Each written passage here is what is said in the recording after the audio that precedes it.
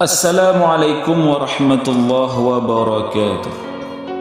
Dalam sejarah kota Dehlawi, ada seseorang laki-laki baik hati yang memiliki uang sebanyak 3.000 asyraf, yaitu nama mata uang pada pemilik kebun. Pemilik kebun itu mengadukan lelaki tersebut pada hakim. Akhirnya lelaki itu diberi kesempatan 1 bulan untuk melunasi hutang-hutang. Lelaki itu berdoa pada Allah dan mengadu kepada Rasulullah. Pada malam ke-27, ia bermimpi menjumpai seseorang berkata padanya, Allah telah membayar hutang-hutang.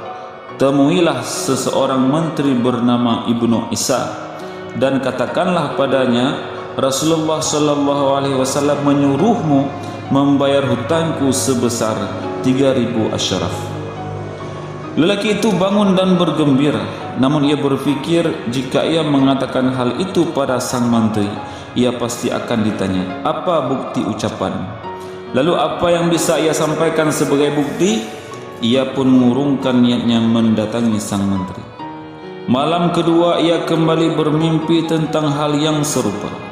Ia terbangun dan gembira, namun kali ini pun rasa malu menyelimuti dirinya, dan hari itu ia tidak mendatangi sang menteri.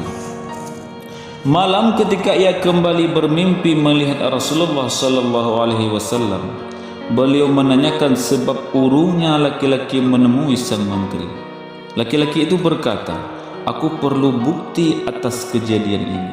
Rasulullah SAW memaklumi dan berkata, katakan pada menteri itu engkau telah berselawat sebanyak 6.000 kali atasku setelah salat subuh sampai matahari terbit sebelum berbicara dengan seorang pun, dan tidak ada seorang pun yang mengetahui selain Allah dan malaikat pencatat amal. Pada hari ketiga, lelaki tersebut mendatangi sang menteri dengan membawa bukti. Menteri itu pun bergembira dan berkata, marhaban ya Rasulullah. Menteri itu melunasi hutang-hutangnya, bahkan memberi tambahan 3.000 asyraf untuk biaya hidup keluarganya dan 3.000 asyraf lagi untuk modal. Menteri itu ingin bersahabat dengannya dan berharap agar ia tidak segan-segan meminta bantuan setiap kali ada kebutuhan. Lelaki itu menyerahkan 3.000 asyraf kepada hakim. Ia melihat pemilik kebun kecewa di dekat hakim. Ia menceritakan semua yang terjadi. Hakim berkata, mengapa semua kebaikan selalu dilakukan oleh menteri? Aku telah membayar hutang-hutangmu. Pemilik kebun pun berkata, aku yang lebih layak. Aku telah membebaskannya dari hutang ini demi Allah dan Rasulullah. Hakim berkata, aku tidak akan mengambil kembali sesuatu yang telah kuberikan di jalan Allah. Keduanya bersikeras untuk melunasi hutang lelaki tersebut.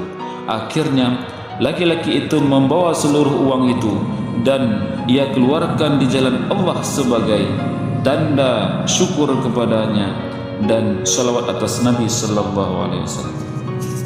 Ada satu kisah yang lain di mana berkah salawat seseorang dapat menemukan kembali hartanya yang telah hilang. Kisahnya seperti ini. Ada seorang mengadu pada Imam Muhammad Al-Jawad, ayahku telah meninggal dunia. Ia meninggalkan sejumlah harta benda di suatu tempat, namun aku tidak tahu di mana. Imam Muhammad Al-Jawad berkata padanya, malam ini setelah salat Isya, bacalah salawat atas Muhammad SAW dan keluarga beliau. InsyaAllah engkau akan bermimpi melihat ayahmu dan ia akan menunjukkan padamu tempat penyimpanan harta tersebut. Laki-laki tersebut mengamalkan apa yang diperintahkan oleh Imam Muhammad Al-Jawad. Malam itu ia bermimpi bertemu ayahnya dan berkata padanya, anakku, harta benda itu ada di tempat demikian. Demikian disebutkan oleh ayahnya. Sampaikan pada cucu Rasulullah bahwa engkau telah diberi petunjuk tempat penyimpanan harta tersebut. Laki-laki itu terbangun dari tidurnya. Ia pergi ke tempat yang disebutkan dan mengambil hartanya. Lalu ia menceritakan semua kejadian yang telah ia alami pada Imam Muhammad Al-Jawad. Imam berkata, bersyukurlah pada Allah, Allah telah memuliakanmu. Begitulah kisah di mana hikmah kita membaca salawat kepada Rasulullah. Selalu perbanyak salawat. Sallu ala Nabi. Allahumma salli ala Sayyidina Muhammad wa ala alihi. Assalamualaikum warahmatullahi wabarakatuh.